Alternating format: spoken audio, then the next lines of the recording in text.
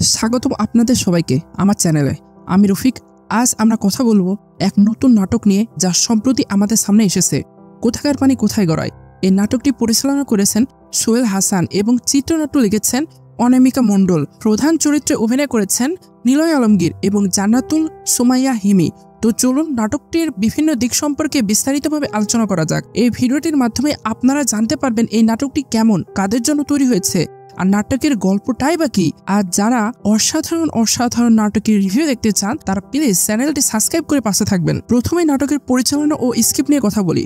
সোহেল হাসান তার পরিচালনায় নাটকটিতে একটি বাস্তবসম্মত ও হৃদয়স্পর্শী গল্প তুলে ধরেছেন। এই নাটকটি একটি কমেডি নাটক, তাই প্রতিটি মিনিট খুবই উপভোগ্য। নিলয় আলমগীরের প্রত্যেক নাটক খুবই কমেডি সম্পূর্ণ হয়, যা দেখে আমাদের মন ভালো হয়ে যায়। এই নাটকটি এতটাই ফানি যে দেখে হাসতে হাসতে পেট ব্যথা হয়ে যাবে আপনার। নাটকের চিত্রনাট্যকার অনামিকা মণ্ডল নাটকটির প্রতিটি দৃশ্য এবং সংলাপকে অত্যন্ত দক্ষতার সাথে তৈরি করেছেন। গল্পটি এমনভাবে বুনে দেওয়া হয়েছে যা দর্শকরা সহজে এর সঙ্গে যুক্ত হতে পারবেন। এখন আসি নাটকের মূল কাস্টের দিকে। নিলয় আলমগীর এবং জান্নাতুল সুমাইয়া হিমি তাদের অভিনয়ে নাটকটি গুণগত মান একেবারে উপরের দিকে তুলে দিয়েছেন। নিলয় আলমগীরের চরিত্রটি নাটকের মূল সত্তা হিসেবে কাজ করেছে এবং তার অভিনয় দক্ষতার জন্য সে প্রশংসার যোগ্য দাবিদার।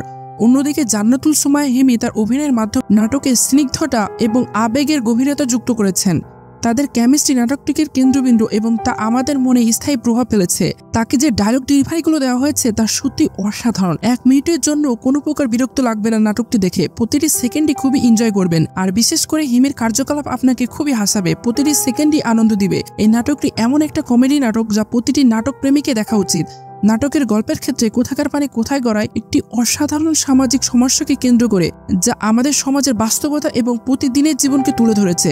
নাটকটির মাধ্যমে পরিচালনা এবং চিত্রনাট্যকার এক অনন্য দৃষ্টিভঙ্গি প্রদর্শন করেছেন যা আমাদের চিন্তা করতে বাধ্য করবে। কোথাকার পানি কোথায় গড়ায় নাটকটি গল্পে দেখতে পাই হিমি নিলয়দের বাড়িতে এসে কলগাল হিসেবে পরিচয় দেয় এবং নিলয়ের মা নিলয়কে খুবই বকাবকি করে, কিন্তু পরবর্তীতে আমরা জানতে পারি হিমি কল ঠিক করতে আসছে, তাই সে নিজেকে কলগাল বলে পরিচয় দিয়েছে।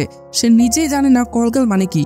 এই নাটকে এখানে বিষয়টিকে যেভাবে তুলে ধরা হয়েছে তা সত্যি খুবই ইন্টারেস্টিং। এখানে হিমিকে যে চরিত্র দেওয়া হয়েছে তা খুবই ফানি। সে যে কখন কি করে তা নিজেই জানে না। এক কথায় হাফ পাগল একটি মেয়ে। আর এই হাফ পাগলের কর্মকাণ্ড দেখে আপনি মাটিতে গড়াগড়ি খাবেন। হিমি মনে করে যে সে পৃথিবীর সব কাজ করতে পারে, আর তার কাছে ডোরেমনের মতো সব রকম যন্ত্রপাতি থাকে এবং সে এক সময় কল ঠিক করে, এক সময় কারেন্টের কাজ করে, এক সময় ডাক্তার সেজে চিকিৎসা করে, কোনো সময় গাড়ি ঠিক করে, আবার কোনো সময় চোর সেজে জানলাও ভেঙে ফেলে। তবে এই কাজগুলো সে ঠিক মতো করতে পারে না।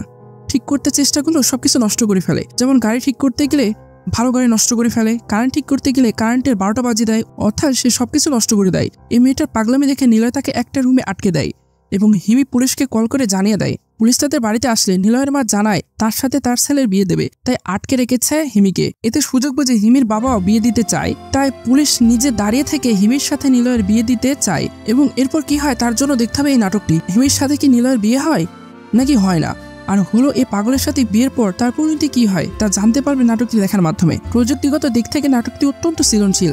ক্যামেরা ও সাউন্ড ডিজাইন নাটকটির মুড ও পরিবেশকে সঠিকভাবে ফুটিয়ে তুলেছে। এছাড়াও সঙ্গীতের ব্যবহারও নাটকের আবেগ এবং ভাবনার সাথে মানানসই ছিল। সব মিলিয়ে কোথাকার পানি কোথাকার গড়া একটি হৃদয়স্পর্শী কমেডি নাটক যা আপনাদের মনোযোগ আকর্ষণ করবে। নাটকটির পরিচালনা, স্ক্রিপ্ট এবং অভিনয়ের সঠিক সংমিশ্রণ এটি একটি অত্যন্ত উপযোগ্য অভিজ্ঞতা তুলে ধরেছে।